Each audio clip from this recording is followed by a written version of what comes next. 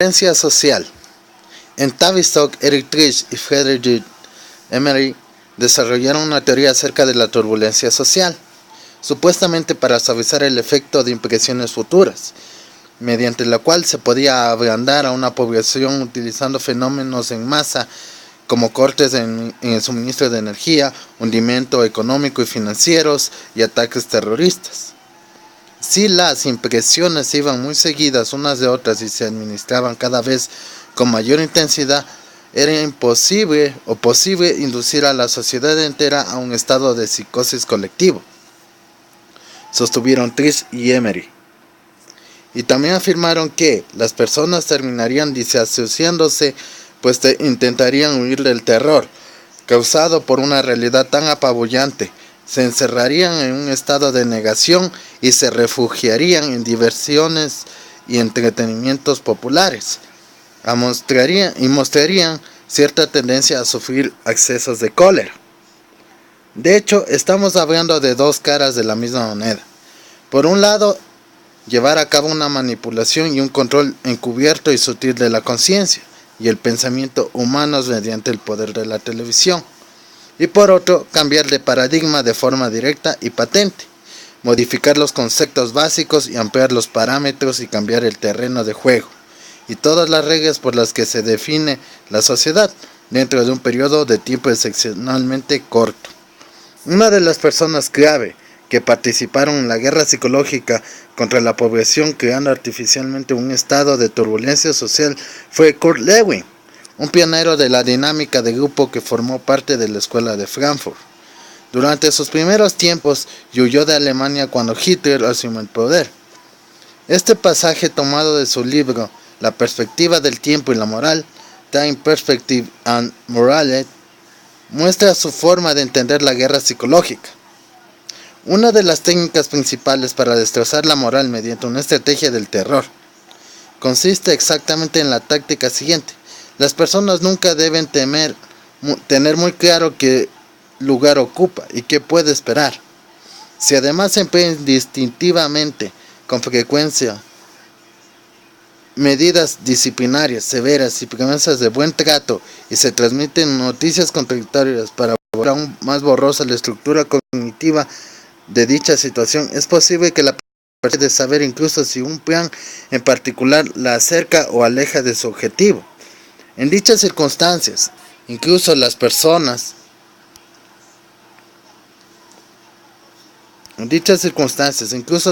que tienen objetivos claros, que están dispuestas a correr riesgos, se quedan paralizadas a causa de graves conflictos internos respecto de lo que deben hacer. A lo largo de estos últimos 50 años, las investigaciones llevadas a cabo en los campos de la psicología, la sociología y la psiquiatría han demostrado que existen límites claramente marcados para el número de cambios que puede soportar la mente humana y para la índole de los mismos.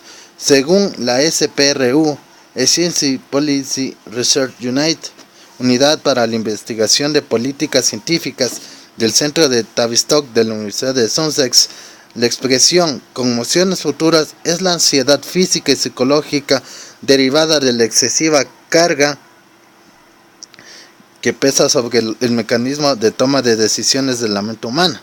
Es decir, una serie de sucesos que tienen lugar tan rápidamente que el cerebro humano no puede absorber la información. Una de las situaciones posibles es que se denomina superficialidad. Según Emery y Trich, al campo de varias conmociones seguidas, el grupo de la población al que van destinadas descubre que ya no quiere seguir tomando decisiones y reduce el valor de sus intenciones. Esta estrategia solo puede sostenerse negando las profundas raíces de la humanidad que unen a las personas en un nivel personal, negando su psique individual.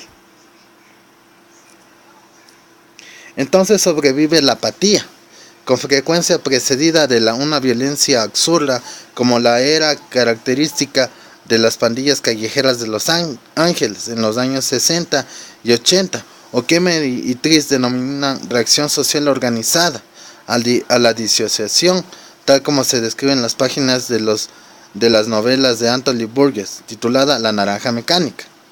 Una sociedad dominada por una rabia animal. Ese grupo se vuelve fácil de controlar, y obedecerá dócilmente las órdenes sin rebelarse, que es la finalidad del ejercicio. Agregan Trish y Emery. Es más, los adultos disasociados no son capaces de ejercer una autoridad moral sobre sus hijos, ya que están demasiado ensimismados en sus propias fantasías infantiles provocadas por la televisión. Y sin duda, usted, de lo que estoy diciendo, observe a las personas adultas de hoy en día, que han aceptado la decadencia moral de la generación sin futuro a la que pertenecen sus hijos, en lugar de enfrentar el conflicto, y de este modo han aceptado normas morales decadentes. Exactamente igual que en el mundo feliz de Huxley, controlado por las drogas, aquí no hay decisiones morales ni emocionales que tomar. Los hijos de las flores y la rebelión empapada en drogas de la era de Vietnam constituyen un ejemplo perfecto de cómo funciona la situación.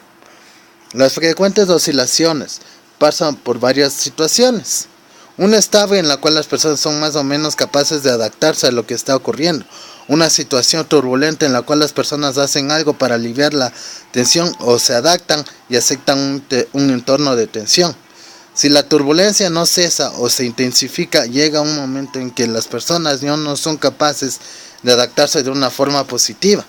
Según Trish y Emery, se vuelven personas inadaptadas, es decir, eligen reaccionar a la tensión que degrada su vida. Empiezan a rechazar la realidad, a negar la existencia de la misma y a construir fantasías cada vez más infantiles que les permitan seguir adelante. En caso de turbulencia social, cada vez que más intensa, la gente cambia de valores y se rinde ante otros nuevos y degradados valores menos humanos y más animales. La segunda situación posible es la que la segmentación de la sociedad en grupos más pequeños. En esta hipótesis, todos los grupos étnicos, raciales, sexuales luchan unos contra otros. Las naciones se desintegran en grupos regionales y a su vez esas áreas más pequeñas se dividen en otras menores, según la etnia. Trish y Emery dicen esta situación que aumenta los prejuicios dentro y fuera del grupo a medida que la gente procura simplificar las decisiones. Las líneas naturales que señalan las divisiones sociales se convierten en barricadas.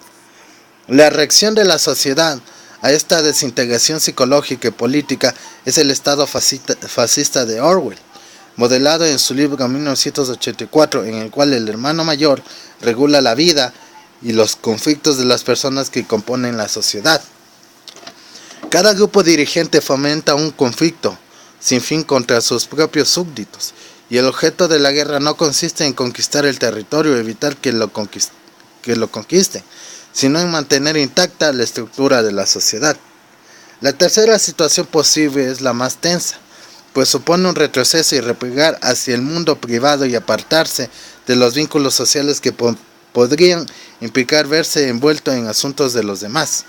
Hay mucha diferencia entre este grado de disociación y el que vemos hoy en los grupos de personas entre 15 y 24 años.